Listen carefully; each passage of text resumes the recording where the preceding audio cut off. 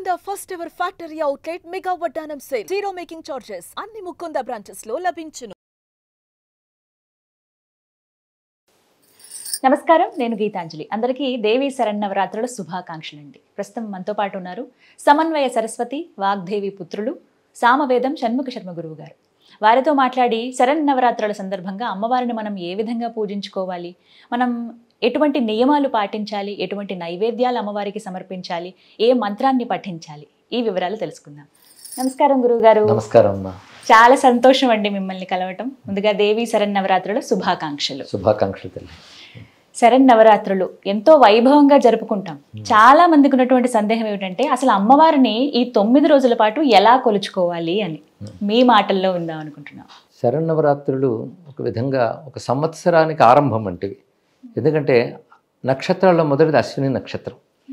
అశ్విని నక్షత్రంతో ఉన్న మాసమే ఆశ్వీజ మాసం అని. అందుకే శరత్కాలం ఒక విధంగా ఒక సంవత్సరం, ఒక నూతన సంవత్సరం కింద భావన చేయాలి.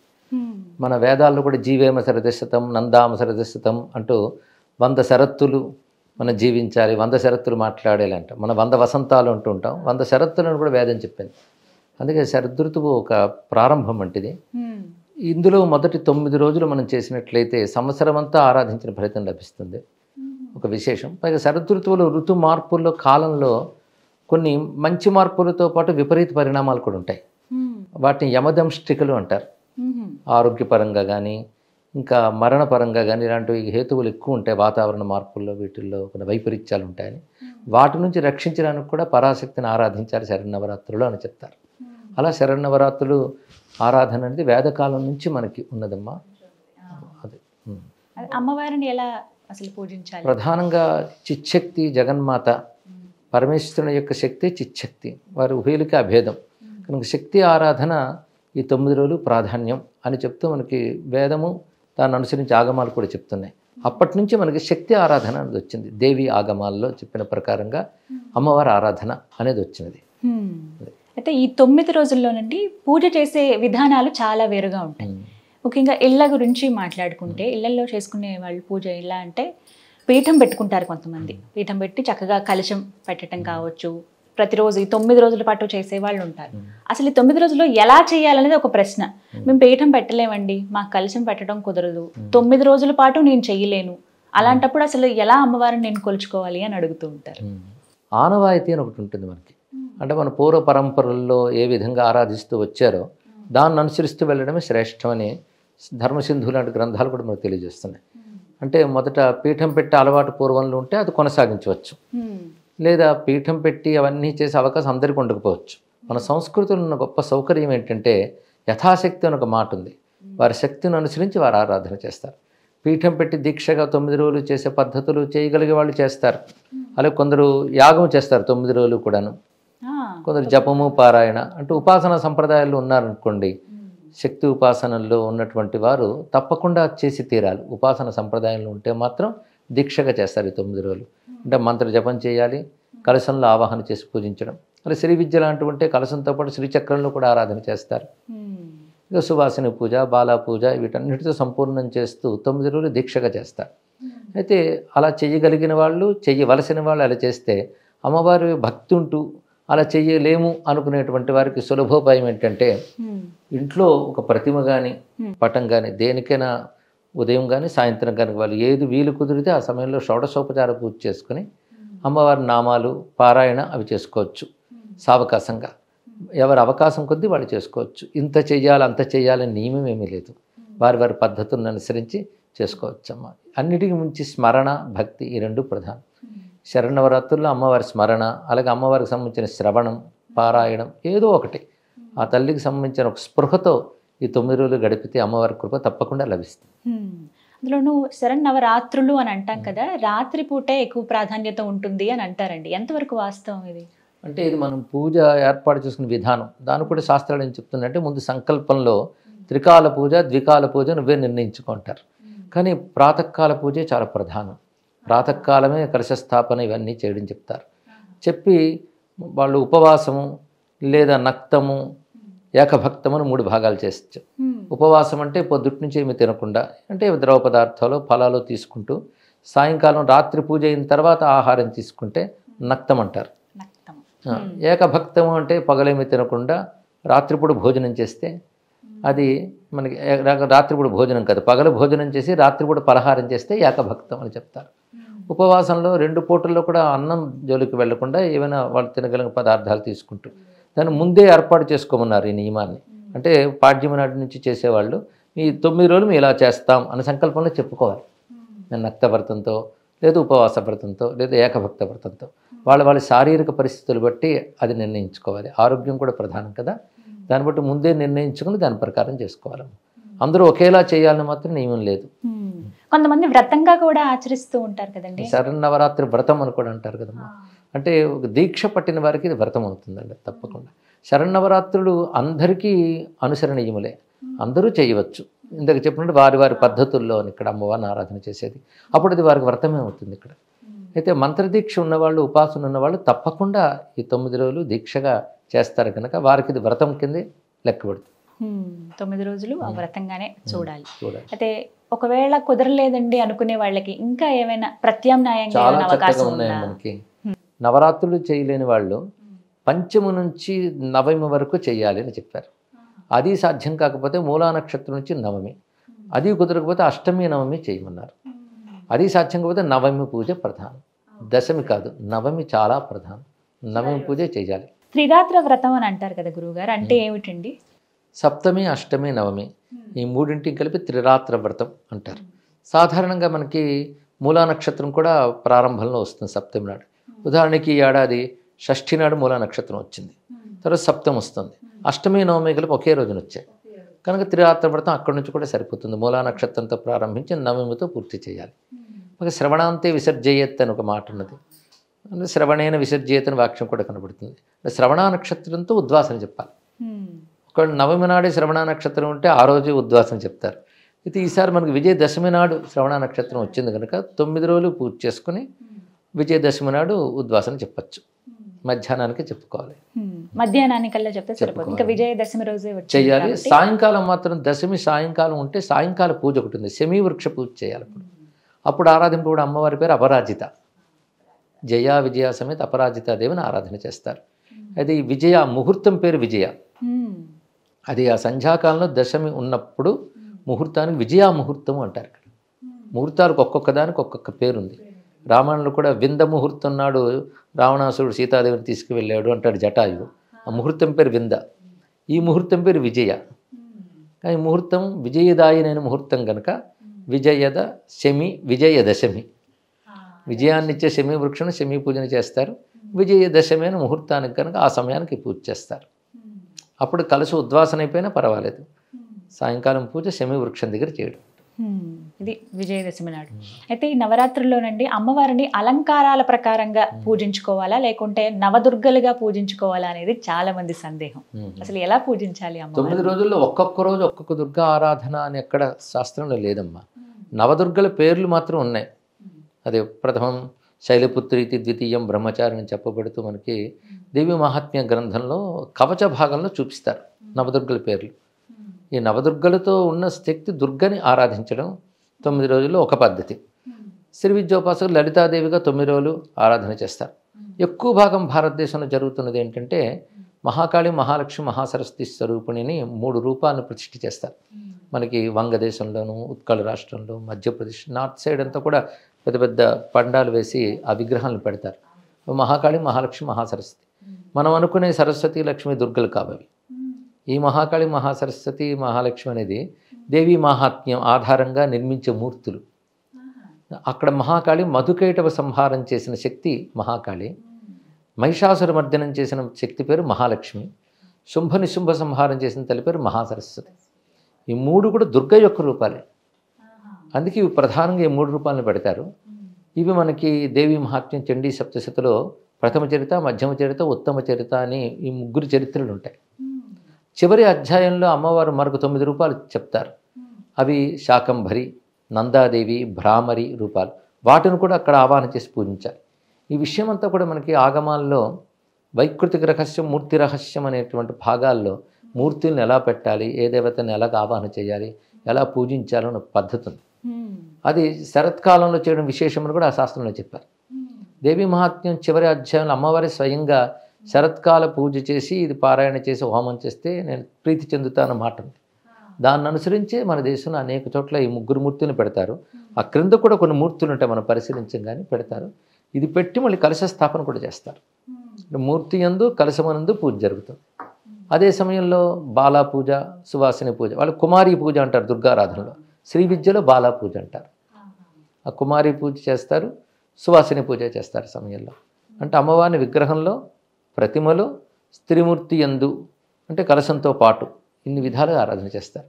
అది యంత్రారాధన వల్ల యంత్రమనందు కూడా ఆరాధన చేయడం కనబడుతుంది. ఇలాగా ఆరాధించడం మన దేశమంతా మనకు కనబడుతున్నదమ్మా. ఇది ఒక పద్ధతి. అది అలాగే శ్రీ విద్యా సంప్రదాయాలు ఉన్నటువంటి వారు కలశం పెట్టుకుని శ్రీచక్రంతో పాటు ఆరాధన చేస్తారు. వాళ్ళు సువాసిని లలితాదేవిగా భావిస్తారు. ఇక కుమారి బాలా త్రిపుర సుందరిగా ఆరాధింపబడుతుంటుంది. ఇదొక పద్ధతి. ఇక అలంకారాలు అంటారా, అది మనకి శాస్త్రాల్లో చెప్పబడలేదు. ఈరోజు ఈ రూపం అనే వర్ణన ఎక్కడా లేదమ్మా. అంటే ఖచ్చితంగా లేదు. మొత్తం మీద పరాశక్తిని ఆరాధించడం ప్రధానం. అది దుర్గా రూపం కావచ్చు, లలిత కావచ్చు, అన్నీ కలిపి ఒకే అమ్మవారు. ఇన్ని రూపాలు ఆ తల్లివే, ఆ జగన్మాత, ఆవిడని ఆరాధించడం అని. అయితే ఈ అలంకారాల పద్ధతి ఎక్కడొచ్చాయంటే ఆలయాలు బట్టి వచ్చింది. ఉదాహరణ మన విజయవాడలో కనకదుర్గ అమ్మవారు, అక్కడ అనూచానంగా మనకి 9 రోజులు ఒక్కొక్క అలంకారం వేస్తారు. 10వ రోజు కూడా రాజరాజేశ్వరి రూపం ఉంటుంది. ఇలాగా అక్కడ చేస్తారు కనుక తెలుగునాట అందరూ కూడా వాటిని అనుసరించి ఆ రోజును పూజించాలి అని పూజిస్తూ ఉంటారు. అలాగే భద్రకాళి ఆలయం ఉంది మనకి తెలంగాణలో, అక్కడ మళ్ళీ వేరే రకాల అలంకారాలు ఉంటాయి వరంగల్లో. అది మంచి పద్ధతి. ఇది ఆలయాల్లో అది చూపించడం చాలా మంచిదే. ఇందులో మరొక భావం ఉంది. ఒకే దేవతకి రోజుకో రూపం వేస్తున్నాం అంటే అర్థం ఏంటి, ఇన్ని రూపాలు ఒకే తల్లి ధరించిందని ఒక అద్భుతమైన భావం మనకి కలుగజేస్తున్నారు. తద్వారా ఆ మూర్తులను కూడా మనం ఉపాసించడం జరుగుతుంది. కానీ మన ఇళ్లలో అలా చేసుకోవాలని అక్కడే లేదు. ఇక నవదుర్గల్ని విడివిడిగా పూజించడం అనేది లేదు. కొన్ని సంప్రదాయాల్లో ఒక్కొక్క రోజు ఒక్కొక్క దుర్గని స్మరించడం జరుగుతుంటుంది. నవదుర్గలకి నవరాత్రులకి సంబంధం చూపిస్తారు, కానీ అటువంటి సంబంధం ఎక్కడ కనబడదు. అయితే నవదుర్గ స్మరణ మాత్రం దేవి ఆరాధనలో ప్రతిరోజు ఉంది. ఈ 9 రోజుల్లోనూ శైలపుత్రి మొదలుకొని చివరికి సిద్ధిద ప్రోక్త వరకు కూడా 9 దుర్గల స్మరణ మనకు కనబడుతుంది. కానీ ఒక్కొక్క రోజు ఒక్కొక్క దుర్గకి అని మాత్రం ఎక్కడ కనబడుతుంది. ఎలా కొలిచినా ఏదైనా అమ్మే చివరికి అమ్మవారికి అంటారు. వారి శక్తి అనుసారం వారి శ్రద్ధానుసారం హాయిగా కొలుచుకోవచ్చు. ఇది పూజించే క్రమంలోనండి ఇంటి దగ్గర అసలు ఏమేమి మంత్రాలు శ్లోకాలు పఠించాలి అనేది. ఎందుకంటే ప్రతిసారి అయ్యగారు ఎవరు అందుబాటులో ఉండరు, ఒక్కళ్ళే చక్కగా పూజ చేసుకుంటారు.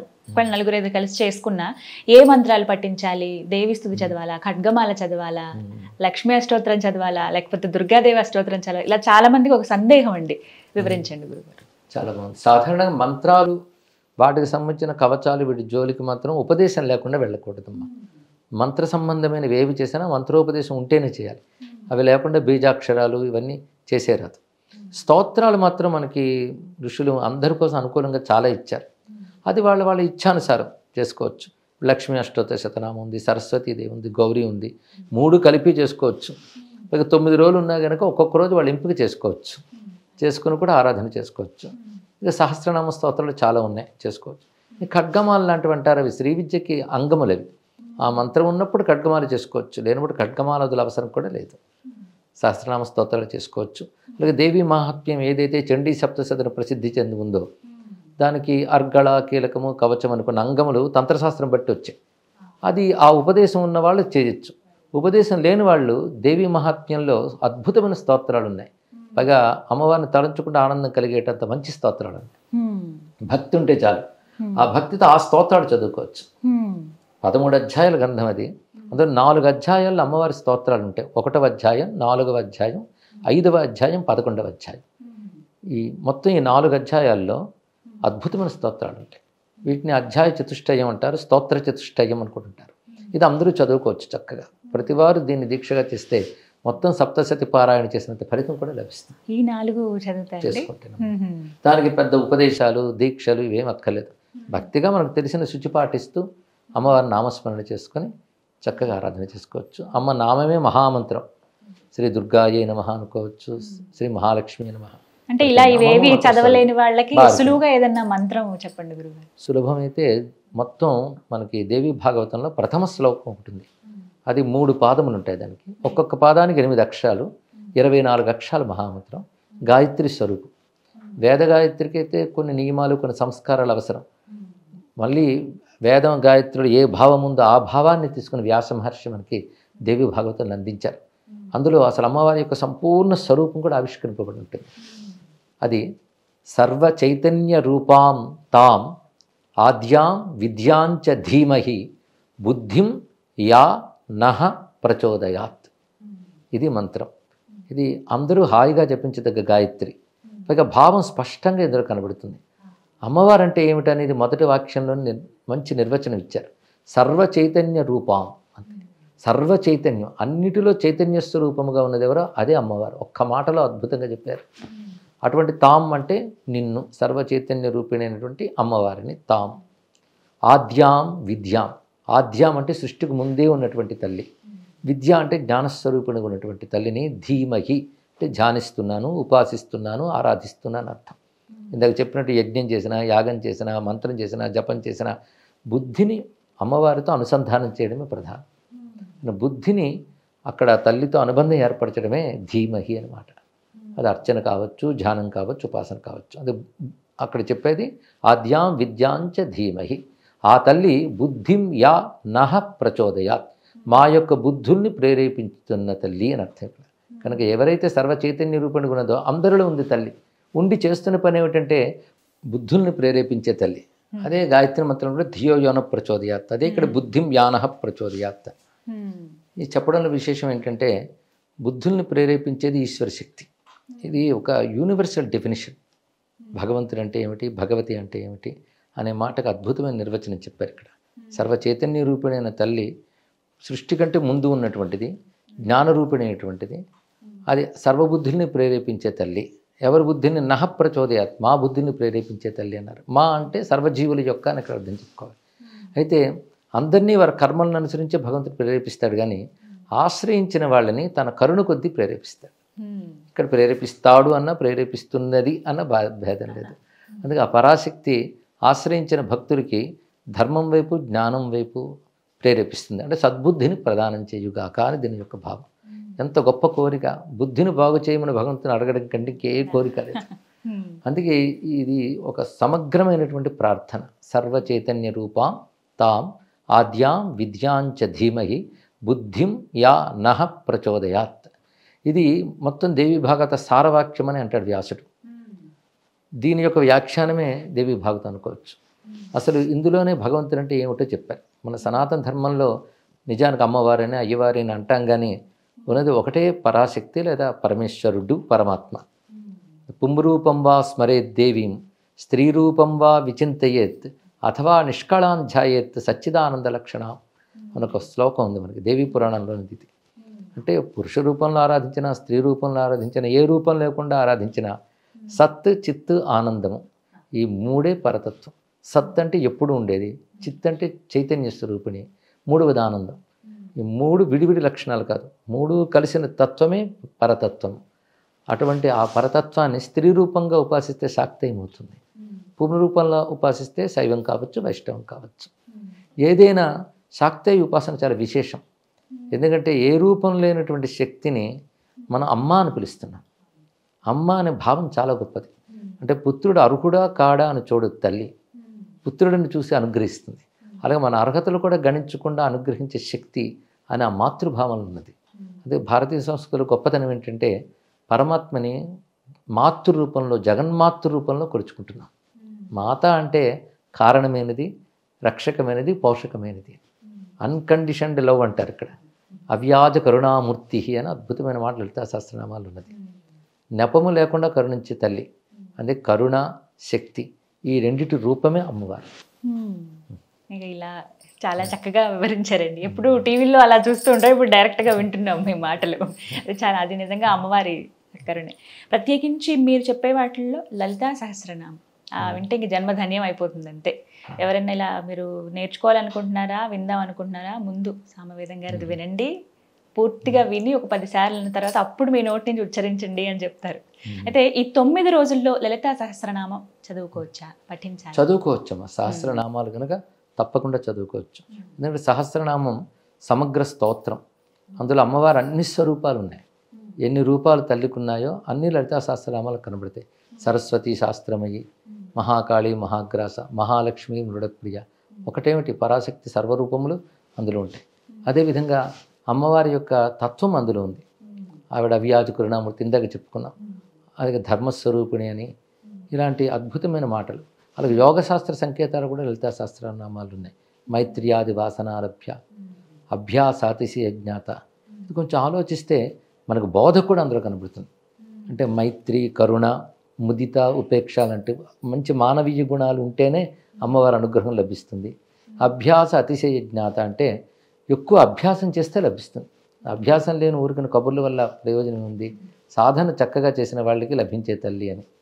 అలాగే ధ్యానగమ్య, జ్ఞానగమ్య, వీటిలో ధ్యానము, జ్ఞానము అవసరము అనే విషయం కూడా ఉంది. అలాగే వేదాంత శాస్త్ర రహస్యాలు చాలా ఉన్నాయి. అదొకటి యోగశాస్త్ర రహస్యాలు, వేదాంత శాస్త్ర రహస్యాలు, మంత్రశాస్త్ర రహస్యాలు, అమ్మవారి యొక్క మహిమ, ఇన్ని ఒక్క స్తోత్రంలో అద్భుతంగా సమకూర్చారు. అందుకే దానికి అంత ఉత్కృష్ట స్థానం ఉంది. ఎప్పుడైనా సహస్రనామ విద్య చాలా విశేషం. విష్ణు సహస్రం ఉన్నట్టే అమ్మవారి అనేక సహస్రనామాలు ఉన్నాయి. లక్ష్మీ సహస్రం ఉంది, సరస్వతి సహస్రం ఉంది. సహస్రనామమే సంపూర్ణంగా దేవతాతత్వాన్ని ఆవిష్కరిస్తుంది. అందుకే సహస్రనామ స్తోత్రాలు చదువుకోవచ్చు ఈ 9 రోజుల పాటు. నియమంగా ఈ సమయం అంటూ పెట్టుకోవచ్చా అండి? సాయంత్రం పూట సాధారణంగా వింటూ ఉంటాం. సాయంకాలం కూడా చేసుకోవచ్చు. త్రిసంధ్యలో ఎప్పుడైనా ఆరాధించవచ్చు. అయితే శాస్త్రంలో ఒక మాట ఉంది, రుద్ర ఉపనిషత్తులో రుద్రో దివా ఉమా రాత్రి తస్మై తస్యై నమో నమః. పగలు ఈశ్వర స్వరూపము, రాత్రి శక్తి స్వరూపము. పగలు రాత్రిలాగే శివశక్తులు ఇద్దరు ఉంటారు అని ఒక మాట ఉంది. అందుకే శక్తి రాత్రి ప్రధానంగా కనబడుతుంటుంది. అందుకే రాత్రి ఆరాధన అనే మాట మనకు వచ్చింది. రాత్రి కూడా ఆరాధించాలి. అందుకని రాత్రి మాత్రమే ఆరాధించారు మాత్రం లేదు ఇక్కడ. రాత్రి ఆరాధన, రాత్రి అనేది యోగశాస్త్ర పరిభాషలో కూడా అంతర్ముఖ స్థితికి, ఏకాంతానికి, యోగానికి సంకేతం. అలాంటి స్థితిలో ఆరాధించడం రాత్రి ఆరాధన అని చెప్పడం. గురుగారు, నవరాత్రుల్లో అమ్మవారి పూజలో ప్రత్యేకించి నైవేద్యాలకు చాలా ప్రాధాన్యత ఉందండి. ఒక్కో రోజు ఒక్కో నైవేద్యం అమ్మవారికి సమర్పిస్తూ ఉంటాం. అలాగా ఈ రోజున ఈ విధంగానే అమ్మవారికి పెట్టాలి. లక్ష్మీదేవి అనగానే పూర్ణాలు ఆవిడ చక్కగా ఇష్టపడతారు.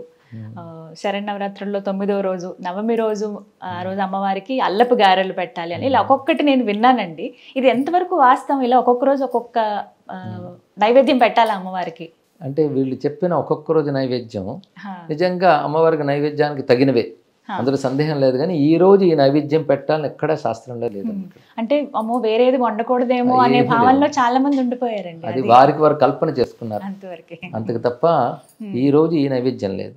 అయితే ఒకటి మనకి దేవి భాగవతాది గ్రంథాల్లో పాడ్యము నుంచి పూర్ణిమ వరకు ఒక్కొక్క రోజు ఆ తిథుల ప్రకారంగా, దేవత ప్రకారంగా దానికి ఇవ్వవలసినటువంటి నైవేద్యాలు చెప్పారు. దానికి దీనికి సంబంధం లేదు. ఒక రోజున పటిక బెల్లం పెట్టమంటాడు. పటిక బెల్లం నివేదన చేసి అది దానం చేస్తే విశేషం అంటారు. అలా ఒకరోజు పెరుగు నైవేద్యం పెట్టి ఇస్తే మంచిది అని చెప్పారు ఆ తిథికి సంబంధించి. దాని నవరాత్రుల సందర్భంగా చెప్పలేదు. మామూలుగా పాడ్యము నుంచి పూర్ణిమ వరకు నైవేద్యాలు. అది వండిన పదార్థాల కంటే అందులో వండనివి కూడా ఉన్నాయి. పళ్ళు, పెరుగు, పటిక బెల్లం లాంటివి కూడా చెప్పారు. కానీ ఈరోజు ఈ నైవేద్యం పెట్టాలని మాత్రం ఎక్కడ నియమం లేదమ్మా. అది ఇప్పుడు ఇందులో 9 రోజుల్లో చెప్పే ప్రతి ఆహార పదార్థం అమ్మవారి ఏ రూపానికైనా ప్రీతిపాత్రమైనవి, అన్ని సాత్వికమైనవి అన్నీ కూడా. పాలతో చేసేవి. అయితే మనకి లలితా సహస్రనామాల్లో పాయసాన్న ప్రియ, ముద్గౌదనాసక్త చిత్త, గుడాన్న ప్రీత మానస ఇవి కనబడతాయి. అవి మనలో ఉన్న షట్చక్రాలకి ఒక్కొక్కరు అధిష్టాన దేవతకు ఉంటారు. వారికి ప్రీతిపాత్రమైన ఆహారంగా చెప్పారు. అంటే మొత్తం అన్ని అమ్మవారికి ప్రీతిపాత్రమే. సర్వోదన ప్రీత చిత్త అన్నారు కదా, అన్ని ఆహారముల పట్ల ప్రీతి కలిగిన చిత్తము కలదని అర్థం ఇక్కడ. అందుకే ఇవి నియమాలుగా చెప్పారే తప్ప అయ్యో అది చేయలేకపోయామో, చేయకపోతే ఏమవుతుందని మాత్రం అనుకోనక్కర్లేదా. ఏది సాధ్యమే తెచ్చేసి పెట్టవచ్చు. అంటే మాకు అంత శక్తి లేదు, ఏవి చేయలేము, గొప్పగా ఆర్భాటంగా చేయలేము అనుకున్న వాళ్ళు ఏ నైవేద్యం పెడితే మంచిదండి అమ్మవారికి? పరమాన్నం అన్నమాట ఉంది మనకి. పరమాన్నం అంటే గొప్ప అన్నం అని. ఆవు పాలు అమృత స్వరూపం. ఆవు పాలు అంటే ఎప్పుడు గుర్తుపెట్టుకోవాలి, దేశీ ఆవు పాలే. ఆవు పాలు బెల్లంతో కలిపి పాయసంగా చేస్తే అది అమ్మవారికి చాలు. పరమాన్న ప్రీతం, దేవతలందరికీ అది సర్వోత్కృష్టం. అది చేయవచ్చమ్మ. ఇప్పుడు సాధారణంగా హవిస్సులు వేస్తారు అగ్నిహోత్రాల్లో, అది కూడా ఈ విధంగానే చేస్తారు కనుక అది దేవతలకు ప్రీతిపాత్రం. అది చేసినా చాలు. అలాగే నాకు మాట్లాడుకున్నట్లుగా కుమారి పూజ కానీ, సుభాసిని పూజ కానీ ఇంటికి పిలిచి పూజ చేసినప్పుడు అంటే ఆ విధానం చాలా మందికి తెలియదు. అంటే ఏ వయసు అమ్మాయిని పిలిచి పూజ చేయాలి, ఏ వయసులో ఉంటే అమ్మవారిగా చూడాలి, అసలు 2 ఏళ్ల వయసా 9 ఏళ్ల వయసా? అంటే ఈ మధ్య కాలంలో విన్నది 8-9 ఏళ్ల వయసు ఎవరైతే ఉంటారో ఆ అమ్మాయినే బాలా పూజగా, కుమారి పూజగా పిలవాలి, ఆ అమ్మాయిని పూజించుకోవాలి అమ్మవారిలా అని విన్నానండి. ఎంతవరకు నిజం? 2 ఏళ్ల నుంచి 9 ఏళ్ల వరకు ఏ వయసు అయినా పర్వాలేదమ్మా. ఆహా. అంతవరకు బాలా పూజకి కుమారి పూజకి తగిన వారు అవుతారు. మొదటి రోజు మాత్రమే చేయాలా అండి? ఈ 9 రోజుల్లో ఎప్పుడైనా వాళ్ళు సాధ్యం చేసుకోవచ్చమ్మా. వాళ్ళు నియమంగా చేసుకుంటే 9 రోజులు బాలా పూజ, సువాసన అంటే కుమారి పూజ, సువాసన పూజ చేసుకోవచ్చు వారి అవకాశం బట్టి. అంటే వారు కుదిరినప్పుడు, వాళ్ళు ఈ 9 కుదిరినప్పుడు. రోజుల్లో. అదే దీక్షగా పెట్టుకునే వాళ్ళు ప్రతిరోజు పెట్టుకుంటారు. ఒక బాలని, ఒక సువాసిని పూజించుకుంటారు. వాళ్ళకి షోడశోపచారములు చేసి వారు భోజనం పెట్టి పంపించడం అనేది. ఈ 9 రోజుల్లో అసలు ఇంట్లో కుదరదండి మాకు అనుకున్న వాళ్ళు ఆలయానికి వెళ్ళి పూజ చేసుకోవచ్చా? చేసుకోవచ్చమ్మా. వాళ్ళకి ఇంట్లో కుదిరిన వాళ్ళు ఆలయానికి చేసుకోవచ్చు. ఇంట్లో స్తోత్రం ఏదో చదువుకుని కనీసం 2 పూట్ల దీపం పెట్టుకుని ఏదో ఒక నైవేద్యం పెట్టుకుని ఆలయానికి వెళ్ళవచ్చు. 9 రోజుల తర్వాత అసలు ఏ విధంగా ఉండాలి? ఈ 9 రోజుల పాటు ఒక పద్ధతిని ఆచరించుకుంటూ వెళ్తారండి. మొదటి రోజున ఈ 9 రోజుల్లో బాగా అలవాటు అవుతుంది, అమ్మవారిని చాలా చక్కగా పూజ చేసుకుంటారు. 10వ రోజు ఆ తర్వాత నుంచి అసలు జీవితం అనేది ఎలా ఉండాలి, ఏం నేర్చుకోవాలి ఈ శరన్నవరాత్రుల నుంచి? శరన్నవరాత్రుల నుంచి ప్రధానంగా శరన్నవరాత్రుల ఉద్దేశం ఏంటంటే మనలో ఉన్నటువంటి తామస రాజస ప్రవృత్తులు తగ్గి సాత్విక ప్రవృత్తి పెరగాలి. అదే అమ్మవారు అసుర సంహారం చేసిన గాథల్లో కూడా ఉన్న అంతర్యం అంతా కూడా. రాక్షసులు అంటే రాజస తామస గుణాల యొక్క స్వరూపం. ఇవి మనలో ఉన్న ప్రమాదం, సమాజంలో ఉన్న ప్రమాదం. కనుక మనలో బయట కూడా ఈ రాజస తామస ప్రవృత్తులు తగ్గి ఆ రెండు ఉంటే హింస పెరుగుతుంది. ఆ రెండు తగ్గితే హింస, స్వార్థం మొదలైనవి పోతాయి. సాత్విక గుణాలు అనేటువంటి సౌమ్యత, అహింస, శాంతము, ఈ గుణాలు రావాలి. అది సమాజంలోనూ రావాలి, ప్రకృతిలో కూడా రావాలి, మనలోనూ రావాలి. ప్రకృతి కూడా ప్రకోపిస్తే ప్రమాదం కదా. అదే ప్రకృతిలోనూ సాత్వికత, మనలో సాత్వికత రక్షింపబడాలి. అందుకే సాత్విక గుణాలను దేవతలు అంటారు, రాజస తామస గుణాలను రాక్షసులు అంటారు. అందుకే అమ్మవారు చేసిన సంహార గాథలో ఈ రాజస తామస గుణాలు తగ్గి ఇది పెరగాలి. అందుకే 9 రోజులు పూజ తర్వాత మనలో ఆ పరిణామం రావాలి. ఆ పరిణామం కలిగించమని అమ్మను మనం ప్రార్థించాలి. దానికి మన ప్రయత్నము, భగవద్ అనుగ్రహం రెండు కావాలి. అందుకే మనం చెయ్యెత్తితే భగవంతుడు చేయూతనిస్తాడు. చెయ్యెత్తనప్పుడు చేయూత లేదు కదా. అది మన ప్రయత్నం చేయెత్తడమైతే ఆ తల్లి అనుగ్రహం చేయూతనివ్వడం. అది మనం నేర్చుకుని ఆ సద్గుణాలు అలవాటు చేసుకోవాలి. ఇప్పుడు ఈ స్తోత్రాల్లోనూ ఈ పారాయణంలోనూ చెప్తున్న ఆంతర్యం అది. అందుకే ఊరికనే జడంగా చదివేయకుండా కొంచెం భావం తెలుసుకుని అవి చేసినట్లయితే తప్పకుండా అమ్మ అనుగ్రహం ఉంటుంది. మన ప్రయత్నానికి తల్లి సహకారం ఉంటుంది. మన పరివర్తన తీసుకురావాలి, గుణాల్లో మంచి మార్పులు తీసుకురావాలి. ఒక విషయం తెలుసుకోవాలనుకుంటున్నాం, మీరు అసలు ఏ విధంగా నవరాత్రులు జరుపుకుంటారండి? అంటే మాకు భగవద్ అనుగ్రహం వల్ల మా ఇంటి పరంపర ఒకటి ఉన్నది. గురువులు నాకు ఇచ్చిన దీక్షలు ఉన్నాయి. దాన్ని అనుసరించి నేను నవరాత్రులు ఆరాధన చేసుకుంటాను. 9 రోజుల పాటు చాలా నిష్ఠగా పూజా కార్యక్రమాలన్నీ ఉంటాయి, చేయగలిగినంత చేసుకుంటాను పెద్దలు చెప్పినట్టు. ఎప్పుడు మిమ్మల్ని కలిసినప్పుడు ఖచ్చితంగా ఈ ప్రశ్న నేను అడగాలనుకున్నాను. అమ్మవారి అనుగ్రహం మీ మీద కలిగినటువంటి ఆ భావనలు కానీ, ఆ సంఘటనలు ఏమైనా మాతో పంచుకుంటారని?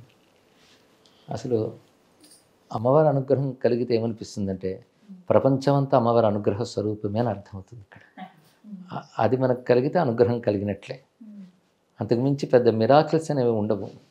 ఎందుకంటే ప్రపంచమే పెద్ద మిరాకిల్. ఉదయం సూర్యుడి సమయానికి తూర్పును ఉదయించడమే మిరాకిల్. జగమంతా అమ్మవారి మహిమే. జగమంతా అమ్మవారి మహిమను గుర్తించే స్థితి మనకు వస్తే అదే అనుగ్రహం, అదే అనుభవం. వాటితోనే వెళుతుంది జీవితం. చాలా చక్కగా వివరించారండి. ఇంకొక ప్రశ్న గురుగారు, ఇప్పుడు కొంతమంది కొన్ని దేవతల్ని ఆరాధిస్తూ ఉన్నారు, ఇది నిషిద్ధం అని చెబుతున్నారు కొంతమంది. వారాహి అమ్మవారు కానీ, ఇళ్లలో ఫోటో పెట్టుకోవడం దగ్గర నుంచి పూజ చేసే విధానం వరకు కూడా కొన్ని గుప్తంగానే ఉండాలి, ఎందుకు బయటికి చెప్తున్నారు అనేది చాలా మంది నోట్లో వింటున్నమాట. నిజంగా అసలు అలా అమ్మవారిని పూజించొచ్చా అందరూ సహజంగా, అంటే మాలాంటి వాళ్ళం? అమ్మవారిగా వారాహిదేవిని, శ్యామలాదేవిని ఆరాధించడం తప్పేమీ కాదమ్మా. అయితే ఉపదేశము పద్ధతి లేకుండా మాత్రం మహామంత్రాలు జోలికి వెళ్ళరాదు. అలా మహామంత్రాలతో పూజించవలసినవి ఏవైతే ఉన్నాయో వాటిని సామాన్యంగా తీసేసుకోకూడదు. అంత గురువుపదిష్ట మార్గంలో వెళ్ళాలి. ఎప్పుడు సాధనకి గురువు ఉపదేశం ఉండాలి. ఎలాంటిదంటే ఔషధానికి వైద్యుడు ఎంత అవసరమో మంత్రానికి గురువు అంత అవసరం. ఇప్పుడు ఔషధాలు మంచివే, కానీ వైద్యుల అవసరం ఉంది కదా. ఎలా వేసుకోవాలో తెలియాలి. అలాగే వారాహి అనేటటువంటిది నిజానికి ఉగ్రదేవత, భయపడే దేవత ఏం కాదు. వారాహి అంటే వరాహస్వామి అవతారం ఏమిటో పుంగు రూపంలో, అదే శక్తి రూపంలో వారాహి అయింది. వారాహి అంటే క్రియాశక్తి. ఆ తల్లి చేతిలో నాగలి, రోకలి ఉంటాయి. హలముసలం అంటే నాగలి పంటను పండిస్తుంది, రోకలి మనకి తినడానికి అనువుగా మార్చుతుంది. అంటే అన్నప్రదాయని వారాహి అని. మనకి సప్తమాతృకుల్లో 5వ శక్తి వారాహి. అందుకే పంచమీదేవి అంటారు తల్లిని. ఆ తల్లిని పంచమి అంటారు. ఇది క్రియాశక్తి. శ్యామల జ్ఞానప్రధాన దేవత. సరస్వతీదేవి యొక్క ఒక రూపమే శ్యామల. అక్కడ సరస్వతి అంటాం, ఇక్కడ శ్రీ విద్యలో శ్యామల వారాహి అంటారు. శ్యామల జ్ఞానశక్తి, వారాహి క్రియాశక్తి, లలిత ఇచ్ఛాశక్తి. ఈ ఇచ్ఛాజ్ఞాన క్రియాశక్తులే లలిత, శ్యామల, వారాహి అని చెప్పబడుతుంటాయి. ఈ సద్భావం కలిగి మనం ఆరాధన చేసినప్పుడు భయపడాల్సినది, భయపెట్టాల్సింది ఏమీ లేదు. భక్తిగా ఆరాధించుకోవచ్చు. అంటే పగటిపూట వారాహి అమ్మవారిని పూజ చేయకండి, అమ్మవారు అంటే అది ఉపాసనా సంప్రదాయ ప్రకారంగా అది వాస్తవమేనమ్మా. దానికి సంబంధించిన మంత్రం, యంత్రం, ఆవరణలు అవి చేసేటప్పుడు మాత్రం అలాగే చేయాలి. ఎందుకంటే మంత్ర నియమం ఉంటుంది కనుక వాటికి ఆ ప్రకారంగా చేసుకోవాలి. కానీ దేవిగా, తల్లిగా ఒక నమస్కారం చేసుకోవడానికి మాత్రం ఏ సమయమైనా పర్వాలేదు, ఎప్పుడైనా పర్వాలేదు అంట. ఇళ్ళల్లో ఫోటో పెట్టుకోవచ్చా అండి? అయ్యో తప్పకుండా పెట్టుకోవచ్చు. శ్వేతవర్ణంలో ఉన్నటువంటి వారాహి అమ్మవారినే పూజించాలి అంటే అలాగే ఫోటో పెట్టుకోవాలని విన్నామండి, నిజమేనా? అలాంటివి ఏమీ లేవు. అలా ఉండదా? ఎన్ని అపోహలో గురువు గారు, అంటే అన్ని విని ఏది నిజమో ఏది అబద్ధమో ఏది కల్పితమో అర్థం కాదు. అంటే కొన్ని శాస్త్ర నియమాలు ఉండడం మాట వాస్తవమే, కానీ కొన్ని జాగ్రత్తలు అవసరమే. కానీ మరి అంత భయపడిపోవాల్సినంత ఏమీ లేవమ్మా. అదే ఎప్పుడైనా మంత్రం, ఉపదేశం, పద్ధతి లేకుండా మాత్రం వాటి జోలికి వెళ్ళకూడదు. మామూలుగా దేవతగా ఆరాధన చేసుకోవడానికి తప్పులేదు. అది శాక్తేయంలోనూ కదా, ఎక్కడైనా అంతే. నరసింహస్వామి ఉన్నది, ఆయనకు కొన్ని నియమాలు ఉన్నాయి కదా, అది తీవ్రశక్తే. దానికి మంత్రం అంటూ నియమం ఉంటే మాత్రం జాగ్రత్తలు పాటించాలి. మంత్ర నియమం లేకుండా నారసింహ అని కొలుచుకోవడానికి తప్పేమీ లేదు కదా. వరాహ, నరసింహ ఇవన్నీ అక్కడ పురుష రూపంలో కూడా శక్తి రూపంలో ఉన్నాయి అంతే. ఇక్కడ కానీ భక్తిగా ఒక పటం పెట్టుకుని నామాలు చదువుకోవడం వరకు పర్వాలేదమ్మా. మంత్రము, యంత్రము వచ్చేటప్పటికల్లా ఈ నియమాలన్నీ వర్తిస్తాయి. ఇది ఒకటి అందరూ గుర్తుపెట్టుకోవాలి.